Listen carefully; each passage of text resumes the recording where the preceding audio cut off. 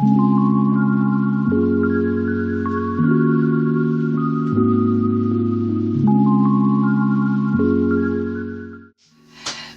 tout le monde! Bonjour! Je m'appelle MK. Je suis Lise. Et bienvenue sur notre chaîne MK Lise. Hello! Yeah. Alors MK, qu'est-ce qu'on va faire comme revue cette semaine? Cette semaine, la revue qu'on va faire, c'est Buried Heart. Cœur enterré? Oui. C'est ça, cœur enterré? Cœur enterré, ouais. Alors, comment qu'on va faire? Comment qu'on va faire ça? Oui. Tu me poses comme question. Oui. Alors, comment qu'on va faire ça? Ben, on va faire ça en passant... Oh non, on va commencer par l'histoire de la série. Ensuite, on va dire notre appréciation en passant à travers la cinématographie, le jeu des acteurs, la trame sonore s'il y en a une, et pour finir, le score global de la série. Exactement. Mais juste avant de débuter la revue de cette semaine, si vous n'êtes pas encore abonné à notre chaîne, n'hésitez pas à le faire, à nous soutenir, ça nous fera super plaisir. Ouais. Surtout, liker. Oh, oui! Surtout, liker, partager, commenter. Exactement. Et c'est parti, MK, avec la cinématographie. Non, pas le cinématographie. Le synopsis. Oui. Explique-nous ça. Oui, explique-nous ça. Alors, Buried Heart, c'est une série coréenne de 16 épisodes. C'est un genre de thriller criminel empreint de mystère. En tout cas, c'est tout un package de cette histoire-là. Alors, c'est l'histoire d'un loyal employé qui, malgré tout, avait de l'ambition. Et un jour, il se fait tirer dessus. Boom! OK, alors on atteint à sa vie, on a une tentative de meurtre qui est faite sur sa personne. Et en somme, lui, quand il va se réveiller, ben, il a une envie de revanche et on va voir si il va réussir sa quête ou pas. Ok. Alors, on espère juste avec le synopsis que MK vient de vous faire que vous allez avoir envie de regarder cette série. Ou regarder, ça va être inscrire dans la barre d'infos et quelque part dans la vidéo. Alors, MK, dis-nous ce que tu as pensé de la cinématographie. Oh, la cinématographie, moi, ce que j'ai trouvé, c'est que j'ai trouvé qu'on avait mis de l'argent dans cette série-là. Oh! Ok. Je trouvais qu'on a... surtout quand il s'agissait de la famille riche là, en question, la notion de l'opulence, tout ça était vraiment très ressorti, comment je pourrais dire, en tout cas, le côté riche là, ça là, c'était bien réussi à rapport à ça. Il y avait aussi une pâtisserie, c'était comme clair, crisp, je sais jamais comment l'exprimer ce côté-là, mais tu sais, c'était vraiment clair, translucide, puis je suis comme, et pourtant... Propre. Ouais, très propre, et pourtant, on n'en parlera pas beaucoup. Et ce que j'aimais quand même pas mal, c'est les scènes extérieures, surtout lorsqu'il y avait l'eau. La vue. Oui, la vue, le bateau, le bateau dans cette série-là est importante. Et vraiment, les images à rapport à ça, ça, je trouvais que c'était bien fait. Et c'est peut-être pour ça, comme je te dis, que j'ai eu l'impression qu'on a mis de l'argent dans cette série-là à rapport à ça.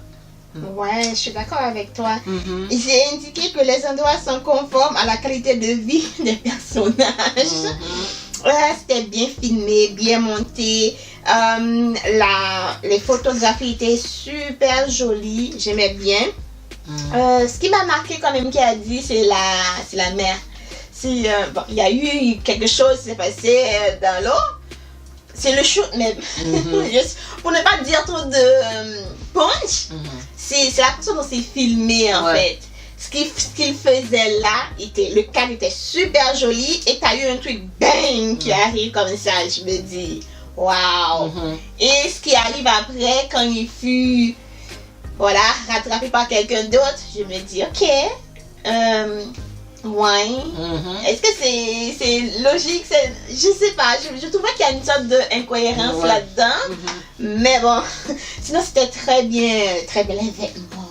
Oh, les vêtements étaient très beaux. Ouais, mais c'est ça que je te dis. La robe de mariée. Écoute, pas à mon goût, mais c'était joli. C'était joli. C'était joli. Wow, c'était beau. C'était vraiment beau. Ouais. Ça me rappelle le truc là, la reine des larmes. Ouais, the Queen of Tears. Voilà, ça me rappelait ça aussi. C'était beau, bien filmé et tout ça. Ouais. Voilà. On continue avec qui? Avec le jeu des acteurs. Oui, le jeu des acteurs. Je commence par Park Hyung-sik. Oui, J'adore ses poussettes. Je le trouve cute, je le trouve beau, je le trouve charismatique. J'aime quand il est mécontent, j'aime quand il est fâché. J'aime les deux. Wow! Hey, Alors, il était amoureux. Yeah. La déception, je l'ai vue dans ses yeux. La souffrance, je l'ai vue dans ses yeux.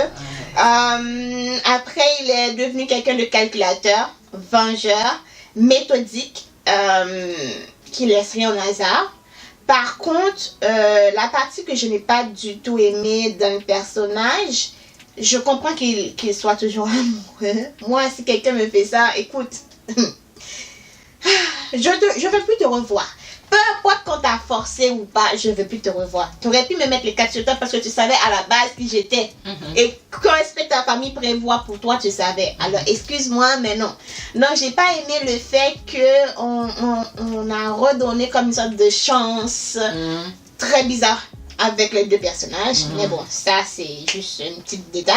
Mais sinon, le rôle, je trouve qu'il était crédible dans son rôle. Ouais. Même quand il savait plus qui il était crédible. Il était crédible. Ouais. Yeah. Ensuite, j'ai mis... Je sais pas comment je prononce ça. Young Jang-se-eun. Ça, c'est le... C'était quoi, c'est le parrain? Ouais. On va dire c'est le méchant. Ouais. Ok, c'est le méchant. C'est notre antagoniste, notre vilain. Voilà. Pour un vilain, en tout cas, à son âge, il portait... En tout cas, la coupe de cheveux qu'on lui avait donnée faisait qu'il était le sugar daddy. Je ne pouvais pas le voir autrement que, je veux dire, il est méchant. Ça se voit qu'il est méchant. Ça se voit qu'il n'est pas gentil. C'est vrai qu'il a de l'argent. Mais je n'aurais pas pensé qu'il était manipulateur. Ah oui? Oh, ok. Ouais. Donc, il est manipulateur. Pourtant, il est très pas capricieux. Tu sais, quelqu'un qui est peureux. Parce que je veux dire, le gars, tu peux demander à ton garde du corps de lui faire quelque chose, mais toi, quand on te fait le truc, tu trembles, quoi. Ouais, donc, ça marche pas avec ta personnalité. Faut rester dur jusqu'à la fin. En tout cas, j'ai aimé la façon dont il a porté son rôle. Ça l'allait bien. Ça lui va bien. Ouais. Le père de la mariée, là, de la fille, je comprends que c'est quelqu'un qui voulait avoir une validation de ses parents, mais je ne comprenais pas son but réellement. De pourquoi tu t'attaques au gars, en fait. Pourquoi? Juste la jalousie. Je me dis peut-être que c'est pour l'argent. Pour son âge, le monsieur il est vieux, mais il est bon pour son âge. En tout cas. Revenons au papa. Donc, je ne connais pas son but, pourquoi il s'attaque au gars. Et même en connaissant de cause, même si, mettons, il avait les moyens pour le faire disparaître, il s'est arrêté en bout de chemin. Mais t'as repensé. À un moment donné, c'était devenu lourd avec lui. Très lourd. Et c'est qui que j'ai mis encore? Ah, j'ai mis Woo Young. Le grand-papa, le directeur. Là. Le directeur. Le président de la compagnie. C'est juste pour faire une petite mention que j'aimais bien la partie où il s'est perdu avec... Je pense qu'il n'y avait pas de sandales, pas de chaussures. La partie où il s'est perdu. Je trouvais qu'il était cute, on va dire. Je ne sais pas si on peut dire cute pour le genre de personnage comme ça, mais c'était drôle à voir. Et la dernière personne, c'est notre... On vient de parler de lui là, j'ai oublié son nom. Lui, Chao Min. Franchement, j'ai été choquée. Oui, mais écoute, moi aussi, je suis choquée. Et je pense que c'est une des raisons que je pense que j'ai fait des déductions. J'ai été choquée. Je ne comprends pas la raison de son... En tout cas, il a maturé. il y a eu une progression sur... C'est un des personnages qu'on a vu qui a progressé du début à la fin. C'est juste que la progression, est-ce qu'elle était positive ou négative? Ouais. Moi, je dis qu'elle était négative. Il était négatif. Pourquoi il était jaloux de ce gars-là en particulier? Il n'était pas jaloux, ça a été provoqué. Moi, à mes yeux, Ok. ça a été provoqué par la maman. Ouais. Ok. Moi, à mes Mais yeux, quand c'est c'est la maman. provoqué, c'est quoi comme une sorte de... La mère a instigé chez lui l'idée que cette personne-là est un ennemi. Ah, donc il le voyait plus comme un ennemi, comme être à être jalousé en fait. Ouais. Ok. Je suis still mécontent et étonné. En tout cas, il a bien joué son rôle, je trouve. Au début, là, c'était quelqu'un de gentil, à l'écoute, qui aide les autres. Puis plus la série avance, plus sa personnalité changeait et devenait de plus en plus mesquin. Voilà. Ouais. Donc, encore une fois, mon Chao Min, là, depuis ces dernières séries de BL, il a fait une progression fulgurante. C'est l'une des personnages de BL que je trouve qui se retrouve dans plusieurs séries. Et tu vois, ça fait bang, bang, bang. On lui donne une chance, ouais. Voilà. C'est tout pour moi, je pense. C'est tout pour toi? Ouais, plus de personnages. Là, ils ont bien joué leur fonction. Leur fonction. Voilà. Ils ont bien joué leur fonction. Alors, pour moi, on va aller pour l'acteur principal, là, le Park Yoon-sik.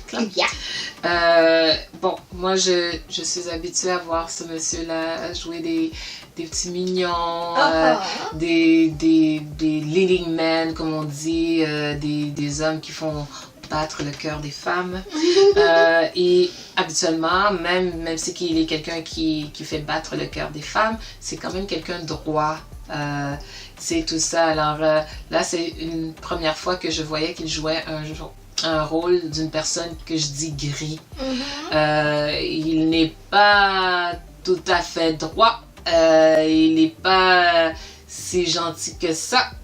Il manipule.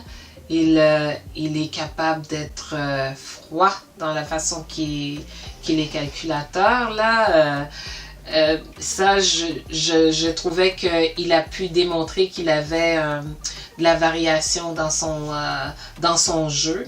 Parce qu'habituellement, comme il joue tout le temps des petits mignons et ainsi de suite, ou des amoureux, pour jouer des amoureux, là, regarde, là, mon cœur était brisé pour lui, là, j'ai comme...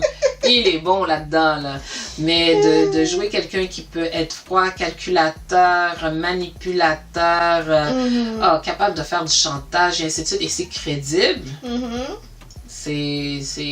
j'ai trouvé qu'il avait bien réussi son passage vers ce que j'appelle les rôles de petits méchants.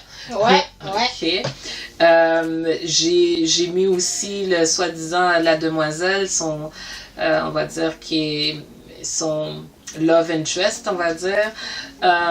Celle-là, ce que je trouvais qui était comme triste, c'est que, en tout cas, je trouvais qu'elle avait été capable de faire ressortir que l'amour, c'est pas assez. Tu peux aimer quelqu'un de toute ton âme et ainsi de suite, là, mais s'il y a des âmes extérieures qui décident que it's not gonna happen, je l'ai oublié celle-là. Ça arrivera pas, là, parce que l'environnement fait que on peut pas, malgré que les deux personnes peuvent vraiment, comme on dit, peuvent vraiment s'aimer, mais tout ce qui est à l'extérieur d'eux fait qu'ils peuvent pas vraiment être ensemble. Fait que, et ça s'explique au cours de la série, les embûches qu'ils ont, puis je suis comme, est-ce que ça vaut la peine? En tout cas, moi, je suis restée à la fin, puis j'étais comme, je sais pas, moi, si j'ai de l'amour à ce point-là. En tout cas, j'ai pas l'impression.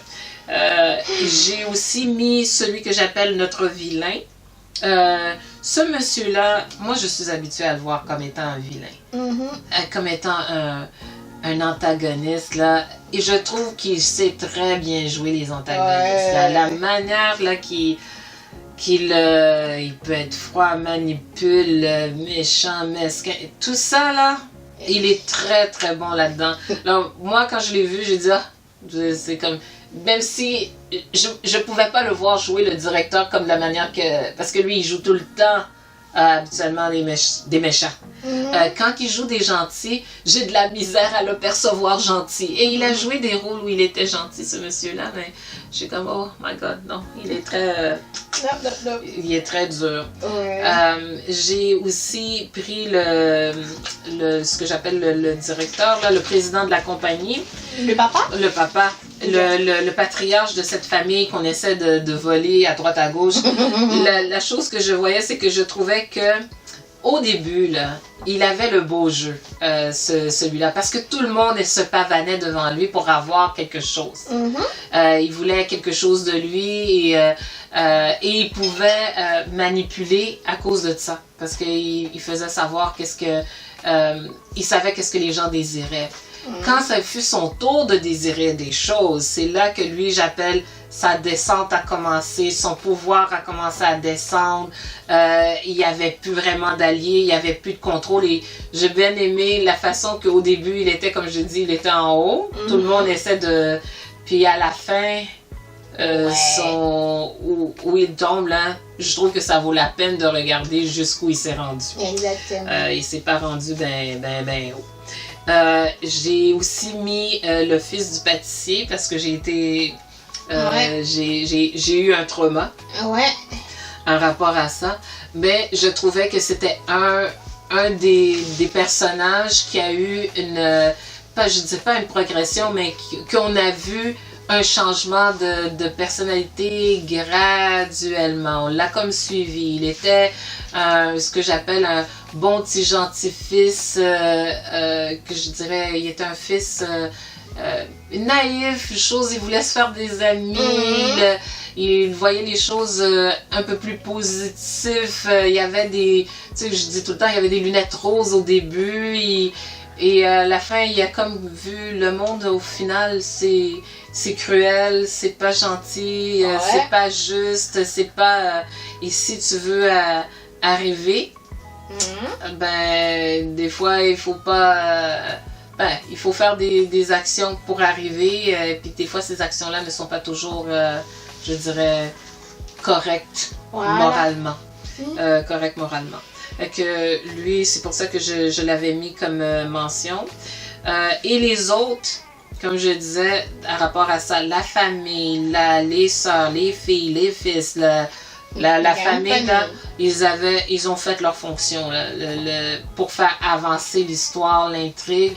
C'est ce que je peux dire en rapport avec le jeu des acteurs. C'est parfait. Alors, on poursuit avec la trame sonore. Dans la trame sonore, je pense que j'ai pris Break, mon goût. Ouais, je disais comme ça que c'est pas vraiment mon goût côté... Je pense que tu voulais dire Break. Break, oui, mais... C'est ça que j'ai pris, Breakthrough. Mais c'est celui qui se répétait beaucoup, puis je trouvais qu'il y avait un côté, je sais pas si tu vas être d'accord avec moi, un côté genre James Bond. Je sais pas si t'as déjà... Ouais, je suis d'accord. Ouais, t'es d'accord, hein? Il y avait comme un genre côté, tu sais, je me dis, pas vraiment Skyfall, mais j'étais comme, ça fait genre vraiment...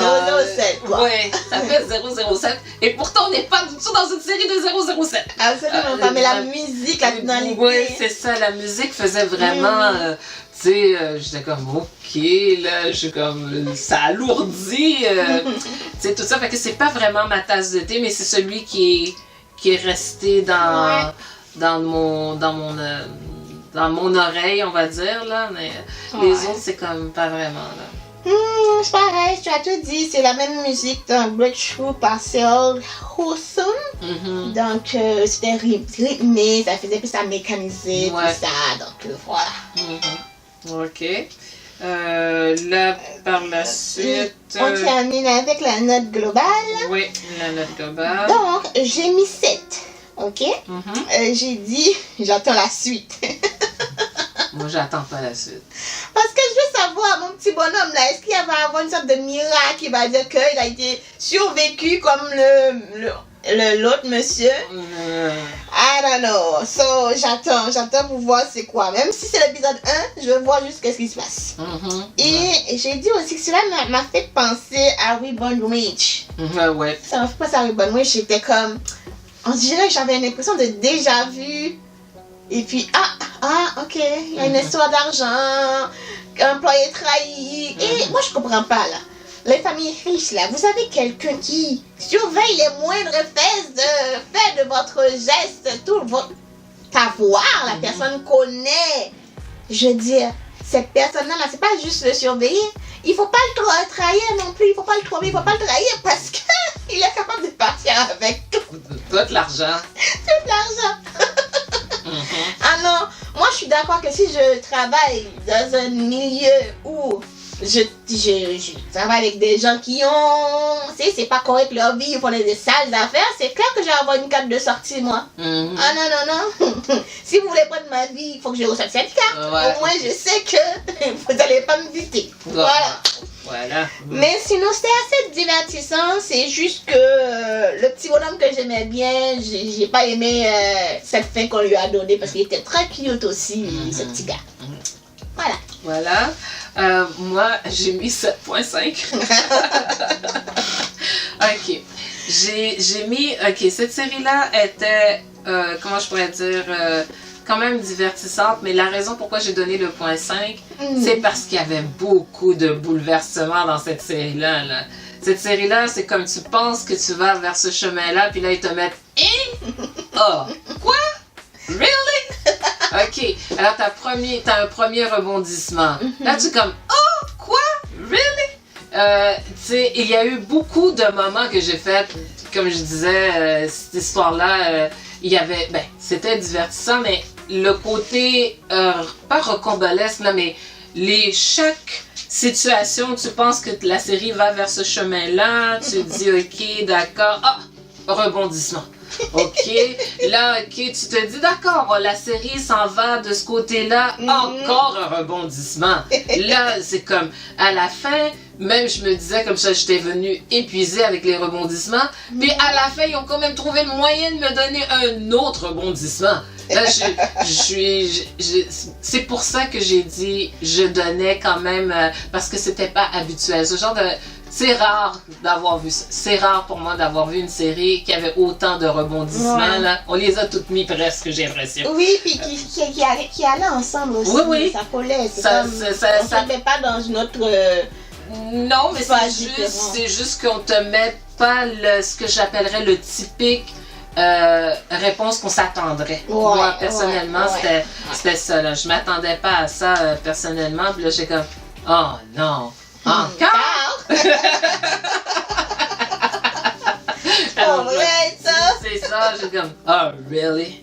Oh really? Alors, je dirais que c'est pas mal ça. Une chose aussi que je trouvais qui était quand même spéciale à rapport avec cette série-là, c'est que on a un héros qui avait une quête et on se demande, même à la fin, est-ce qu'il a eu la quête qu'il voulait? Est-ce qu'il a eu la réussite? Je comprends quand tu dis tu veux savoir s'il y a une partie 2, mais quant à moi, non. Moi, je pense que ça peut finir là, avec une fin ouverte, mais je me suis vraiment posé comme question à la fin, est-ce que il a eu la quête qu'il voulait? Est-ce que c'est ça qu'il voulait? Est-ce que le but qu'il recherchait, est-ce qu'il a atteint son but? C'est à vous d'en juger quand vous allez voir la série, ou si vous l'avez vu, vous pouvez nous le dire comment vous l'avez perçu. Ouais, exactement. C'est ça. Alors moi, c'est pour ça qu'au final, j'ai donné 7.5. Parfait! Alors, c'est complète la revue de la série Buried Heart. Cœur enterré. Cœur enterré. Alors, nous espérons que vous avez apprécié la revue de cette semaine. Si tel est le cas, n'hésitez pas à vous abonner, à liker, commenter, partager. Exactement. Et nous, on vous dit à la semaine prochaine pour une autre vidéo. Bye bye. Bye.